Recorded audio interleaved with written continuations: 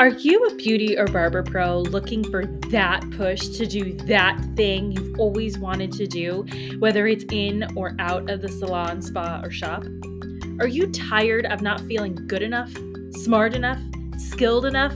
Are you tired of not getting a handle on your mental health, boundaries, and insecurities? I'm Christine Sherwood, the BeautyPro coach, an internationally certified coach, a salon and spa owner, and your personal Jiminy Cricket.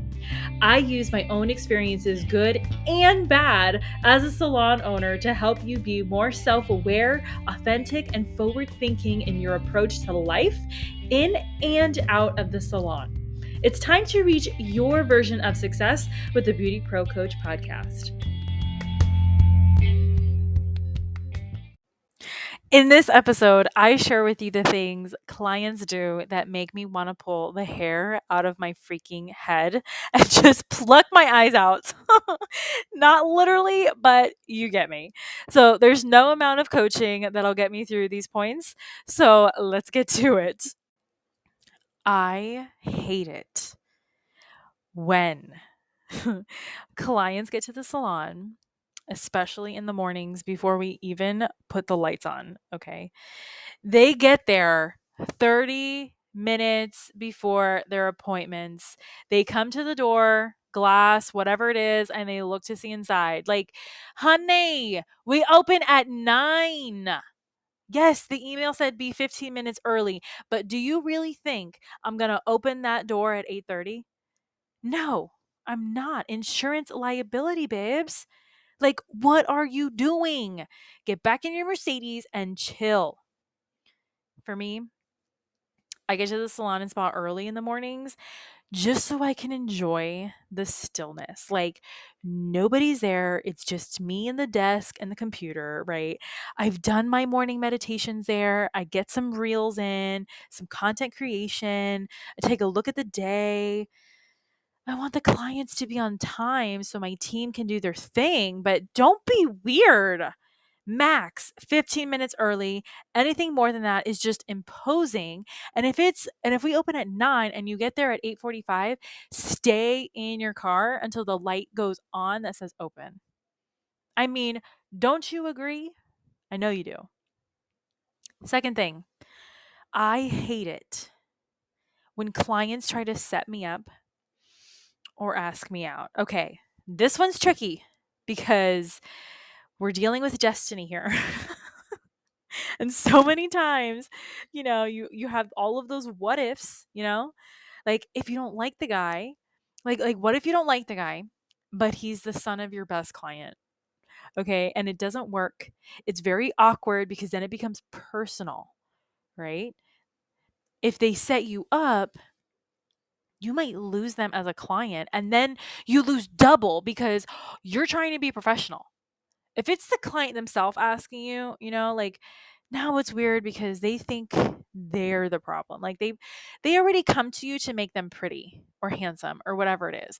And then if you reject them, oh, there goes another blow to their self-esteem, you know? It sucks.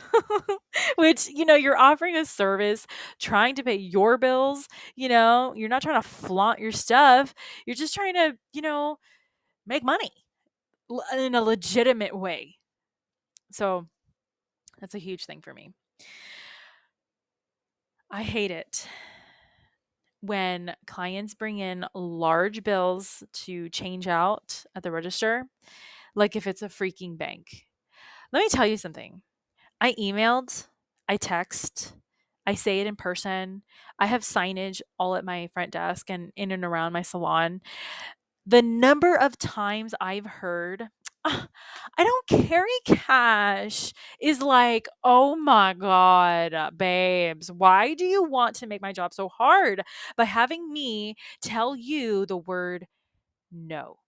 Like, we don't use that word in my salon. Like, it is offensive. Okay.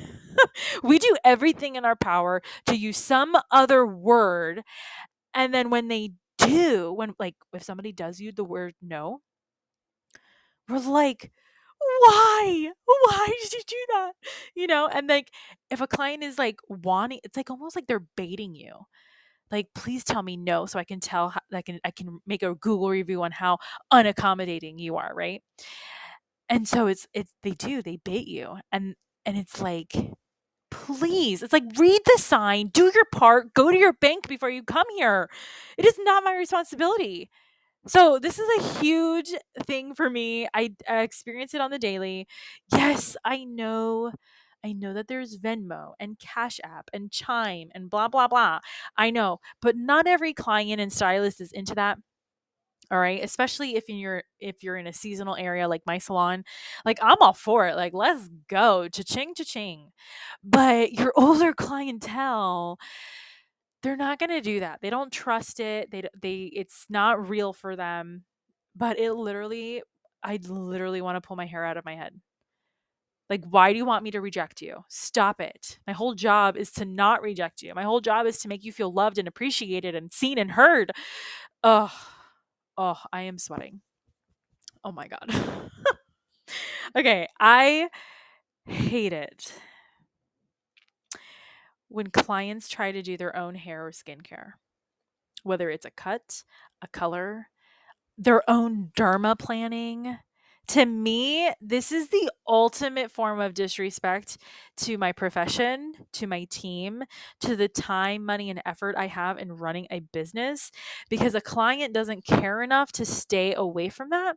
And then it's your fault if they screw it up, right? They're hurting themselves and damaging your reputation as an artist.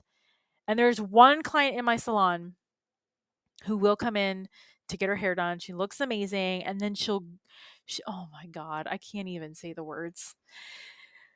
This woman comes in, pays top dollar, will get her color done, her haircut done. The blow dry comes out freaking on fleek, okay?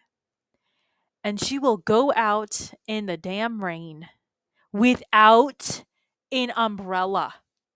And she will let her hair and the 200 plus dollars or whatever it is that she spent on her hair, she will let it get soaked, because this is literally word for word what she says. uh, it's curly anyway, so it frizzes no matter what I do to it. Um, excuse me?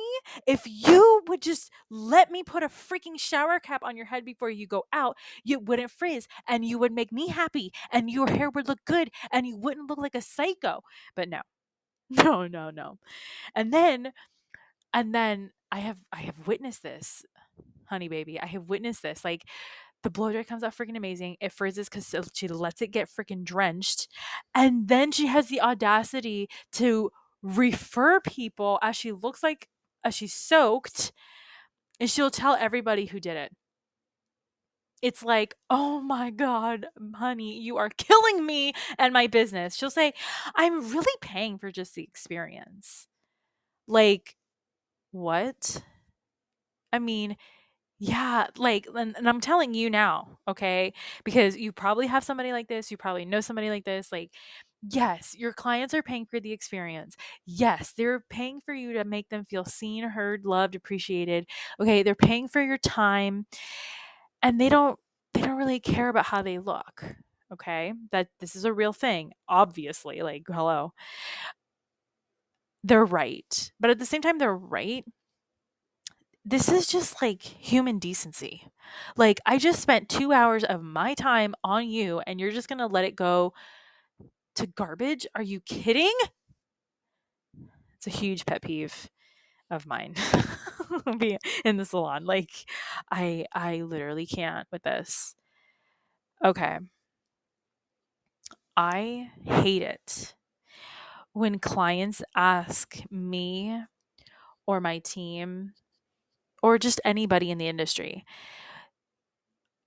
"Did you have to go to school for this?" You didn't have to go, right?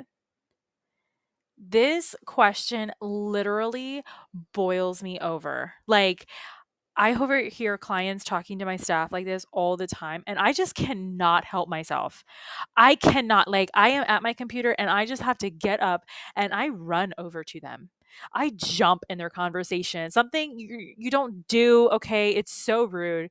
But I have to correct them because what are you saying? right now? Are you offending one of my team members?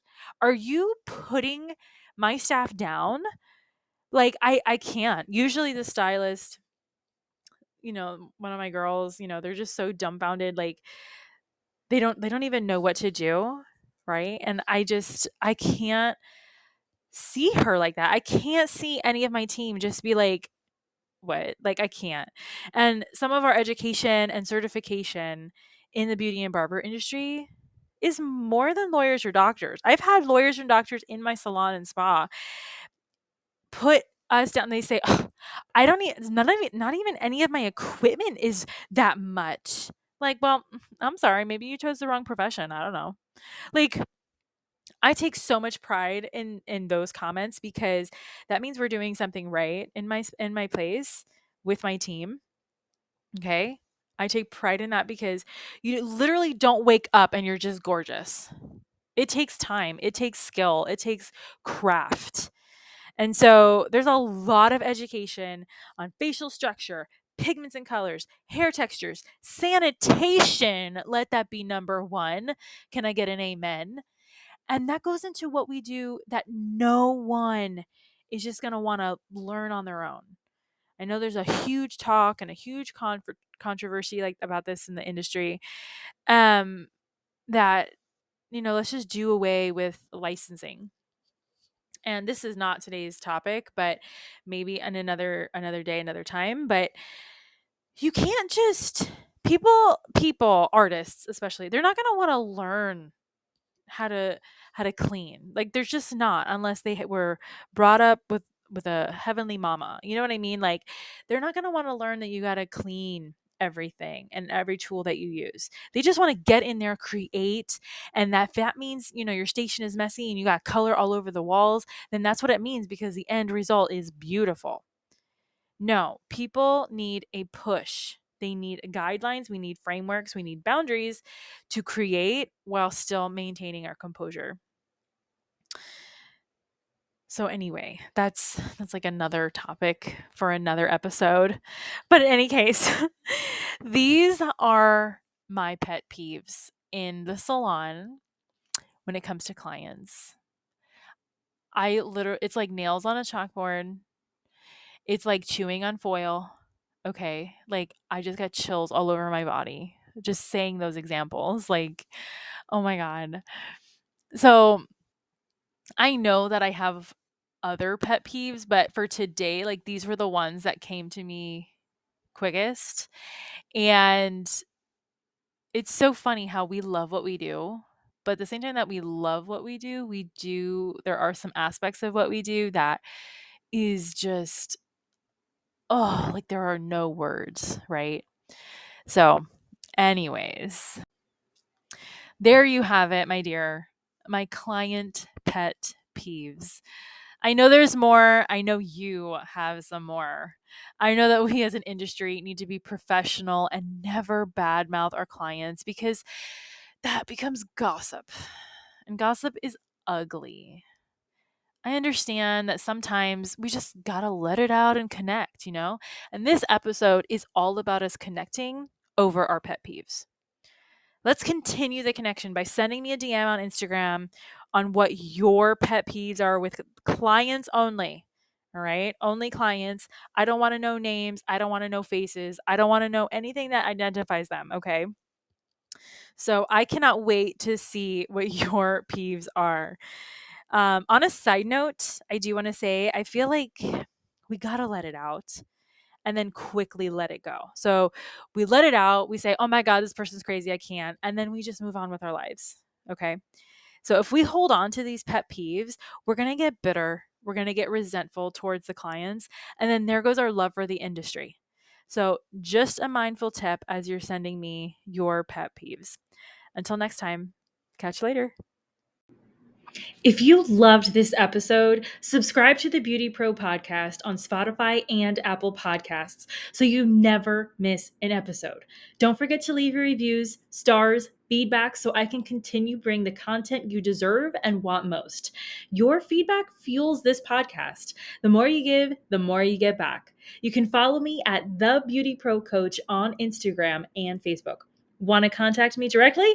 Email me at befree@goldentruthcoaching.com.